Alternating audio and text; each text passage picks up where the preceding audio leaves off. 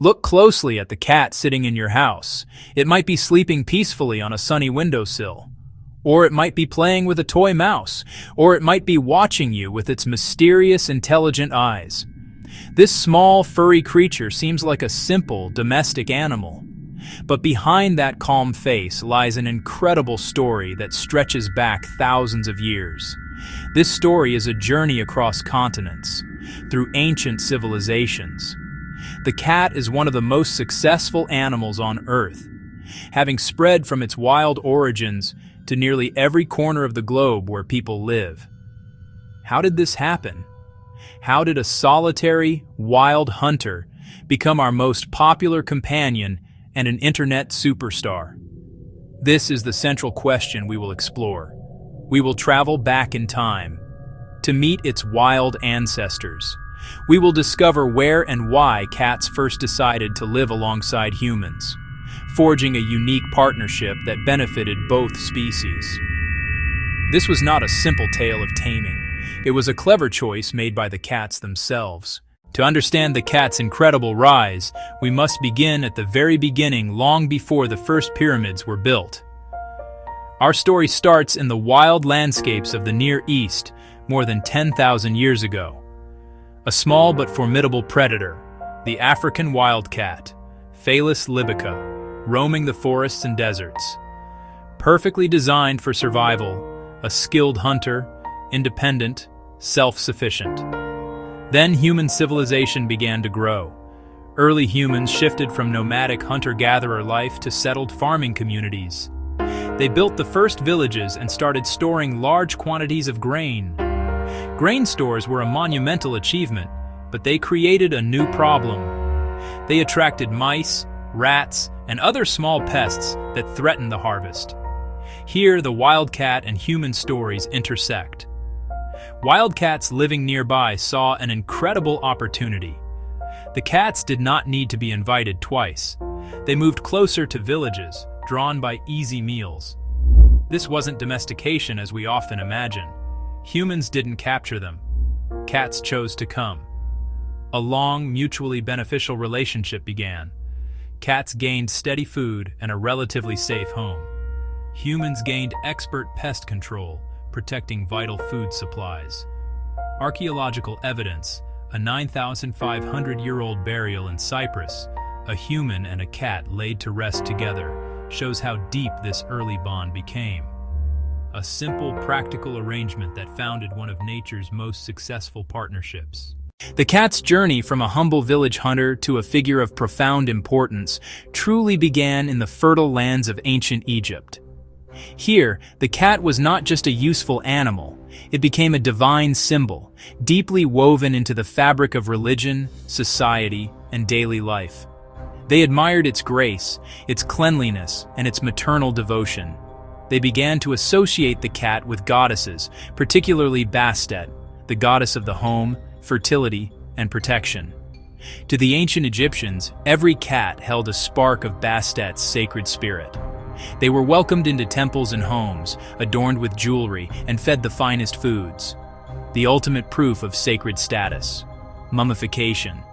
Archaeologists have found vast cat cemeteries, some with hundreds of thousands of mummies. Cats were so revered they were protected by law. Killing a cat, even accidentally, could be punished by death. While cats were being worshipped as gods in Egypt, they were beginning a different journey far to the east, arriving in China along the burgeoning Silk Road trade routes.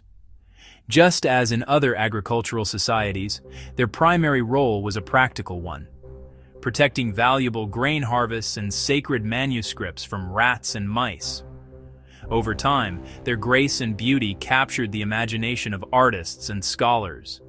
The practical mouser slowly transformed into a symbol of good fortune, peace, and domestic tranquility. This association with good luck eventually solidified into a powerful cultural symbol that persists today. From the warm banks of the Nile, our story now travels north to the cold, rugged lands of Scandinavia.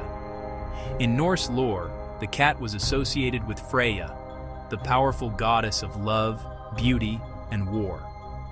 Her chariot was pulled by two enormous cats. Practically, cats were valued members of Norse society. A wedding gift of a kitten was a blessing for a new bride, symbolizing a happy, fertile home. When cats arrived in ancient Greece and Rome, they entered a world that already used weasels and ferrets for pest control. Instead, the cat was initially seen as an exotic and elegant pet. The Romans saw the cat as a symbol of liberty and independence.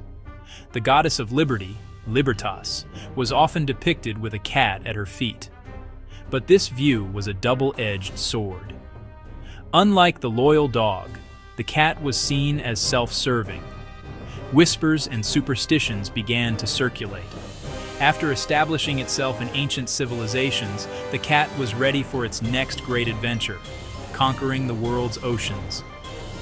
As ships began to venture further, they faced a constant problem: rats and mice. They spoiled food supplies and spread devastating diseases. Cats became essential members of the crew. They were perfectly suited for life at sea, providing pest control and welcome companionship. This maritime role accelerated the cat's spread to every corner of the known world. Wherever human ships went, cats were sure to follow. As Europe entered the Middle Ages, the cat's fortune took a dramatic and terrible turn, replaced by fear and suspicion. The cat's strong association with older pagan religions was a major problem. Its independent nature was now viewed as a sign of its refusal to be tamed by man or God. It was believed witches could transform into cats. Black cats were singled out as familiars, supernatural companions given to witches by the devil. In 1233, Pope Gregory IX issued the papal bull Vox in Rama, condemning the worship of the devil in the form of a black cat. The widespread persecution of cats may have contributed to an explosion in the rat population, a grim reminder of the delicate ecological balance that had been so violently disrupted. After the darkness of the late Middle Ages, the intellectual shift of the Renaissance and the Enlightenment began to slowly repair the cat's tarnished reputation. The cat began to creep back into the home, moving from the barn to the warmth of the hearth. It was slowly transitioning from a purely utilitarian animal into a companion. Influential figures like Cardinal Richelieu, who famously kept dozens of cats, helped to make them fashionable again. During the Victorian era, keeping animals for pleasure became hugely popular. Cats, elegant and graceful, fit this role perfectly. This enthusiasm led to a new development: distinct cat breeds. Breeders began selectively enhancing traits, creating not just hunters, but living works of art. Interest peaked in 1871 at the world's first major cat show, organized by artist Harrison Weir at London's Crystal Palace. For the first time, cats were judged on beauty, pedigree, and breed standard. The cat show declared the cat had arrived in polite society. As the cat solidified its place in the home, it also conquered a new territory: the human imagination, becoming a powerful muse for artists, poets, and writers. Artists were fascinated by the cat's fluid grace, its enigmatic expression, and its complex personality. In literature, authors like Mark Twain and Charles Dickens celebrated its comforting domesticity and its untamable wild spirit. The cat also prowled its way into children's literature, from Lewis Carroll's Cheshire Cat to Rudyard Kipling's The Cat That Walked by Himself. In the late 20th and early 21st centuries, the cat made its final and most surprising leap. It conquered the internet. Its beauty, unpredictable behavior, and comical antics proved to be perfectly suited for the age of viral content. Famous internet cats like Grumpy Cat and Lil Bub became international celebrities, amassing millions of followers and becoming powerful brands. This phenomenon represents the culmination of the cat's long journey from myth to meme. The medium has changed, but the fundamental fascination remains the same. The internet cat became a universal language of emotion, a shared reference point for a globalized society, a simple source of happiness in a complex world. The incredible 10,000-year story of the cat is more than just the history of an animal. It is also a mirror that reflects the story of humanity itself. Our shift to farming, our creation of trade routes, our changing beliefs from superstition to science are all visible in how we have treated our feline companions. We are drawn to the cat's independence, a quality that reminds us of the wildness we have largely lost. We know that we can never fully own a cat.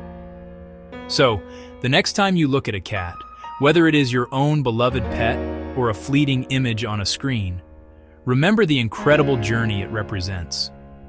This small, furry animal carries within it the legacy of ancient hunters, the aura of forgotten gods, and the spirit of a world traveler.